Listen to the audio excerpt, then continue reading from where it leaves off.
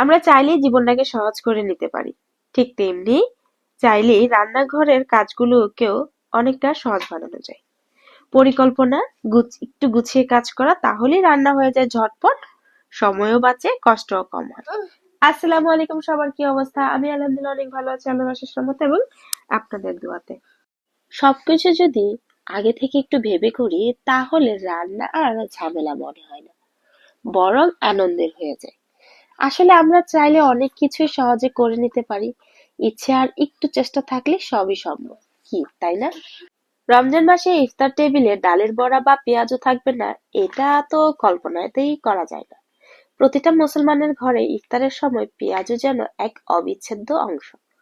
কেউ বলে ডালের বড়া, কেউ বলে পেঁয়াজ, নাম যাই হোক, স্বাদ কিন্তু একই রকমই প্রিয়। এই প্রতিদিন ডাল ভিজিয়ে ব্ল্যান্ড বা কিংবা পাটাতে বেটে ডালের বড়া বানানো ঝামেলাটা একটু সহজ করার জন্য আমি ছোট্ট একটা চেষ্টা করেছি। রোজ রোজ এত প্রস্তুতি নেওয়া সত্যিই কষ্টকর, বিশেষ করে রমজানে যখন সারাদিন রোজা রেখে ইফতারের আয়োজনও করতে হয়। তাই ভাবলাম কাজটা যদি একটু সহজ করে নেওয়া যায়। আমি যেভাবে করেছি এতে সময়ও বাঁচে, ঝামেলাও কমে। চাইলে আপনারা একবার এভাবে করে দেখতে পারেন, হয়তো আপনাদেরও ভালো লাগবে আর ইফতার প্রস্তুতি হয়ে যাবে অনেকটাই সহজ ও ঝটপট। ডালের বড়া বানাতে আমি যে যে ডালগুলা ব্যবহার করছি: 1 কাপ বুট ডাল, 2 কাপ খেসারি ডাল আর 3 কাপ মসুর ডাল। আমরা মসুর ডালের বড়া খেতে বেশি পছন্দ করি, তাই মসুর ডালটা একটু বেশি নিয়েছি। তবে আপনাদের বাসায় যদি খেসারি ডালের স্বাদ বেশি পছন্দ করা হয়, তাহলে সেটার পরিমাণ বাড়িয়ে দিতে পারেন। এর সঙ্গে অল্প করে 2 মুঠ আমি পোলাওর চাল দিয়েছি। চাইলেও দিতে পারেন, আপনারা না চাইলেও দিতে পারেন, দিলে ভালো লাগে, না দিলেও তেমন কিছু হয় না।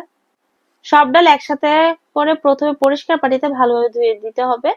ডালে অনেক সময় ধুলা ময়লা থাকে, তাই একটু ভালো করে যত্ন নিয়ে ধুতে হবে, ওয়াশ করতে হবে।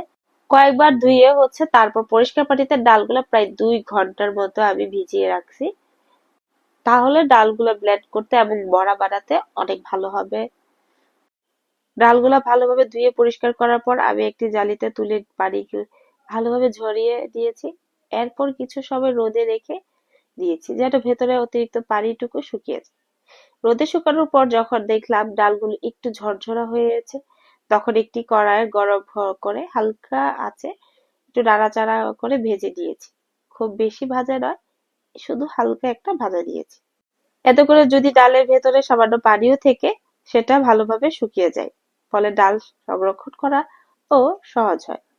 এরপর শুকনো ডালগুলো ব্লেন্ড করে সুন্দর করে গুঁড়া করে নিতে হবে। গুঁড়া হয়ে গেলে যতটুকু বড়া বানাবেন ততটুকু পরিমাণে আলাদা করে নিয়ে হালকা একটু পানি দিয়ে ভিজিয়ে রাখুন। মিশ্রণটি যেন একদম পাতলা না হয়, আবার বেশি শুকনো না হয়ে থাকে। হালকা ভেজা ভেজা অবস্থায় প্রায় 1 ঘন্টার মতো রেখে দিন। এতে ডালের পানি টেনে নরম হয়ে আসবে। যখন দেখবেন পানি টেনে মিশ্রণটি ঠিকভাবে ফুলে উঠেছে, তখন এতে কুচি করা পেঁয়াজ, ধনিয়া পাতা, কাঁচামরিচ, সামান্য হলুদ, ধনিয়া গুঁড়া, মরিচ গুঁড়া, আদা রসুন বাটা, জিরা গুঁড়া এবং স্বাদমতো লবণ দিয়ে ভালোভাবে মেখে নিন।